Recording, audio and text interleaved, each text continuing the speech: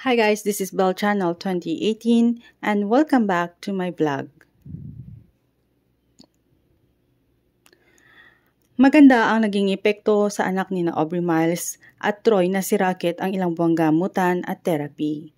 Ibinahagi ni Aubrey Miles sa kanyang social media ang latest development sa health condition ni Rocket na na-diagnose ng Autism Spectrum Disorder o yung tinatawag nating ASD.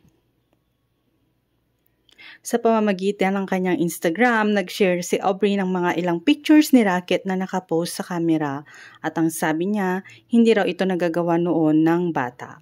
Aniya pa niya, being able to stand still as a kid on the autism spectrum is huge. Smiling is a bonus.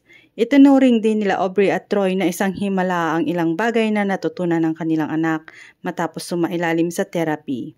From not talking and now copying every word we say is a miracle.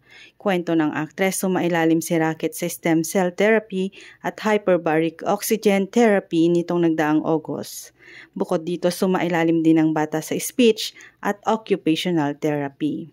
Last year, kinumpirma nila Aubrey at Troy na may ASD ang 4 na taong gulang nilang anak. Hindi raw madali ang pinagdaraanan ng kanilang pamilya hinggil sa kondisyon ni Rocket.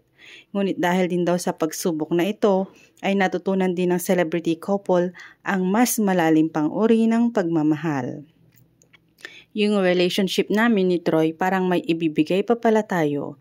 Akala mo ito na yung best, hindi pa pala. So ang dami lang namin natutunan, ang pagbabahagi ni Aubrey.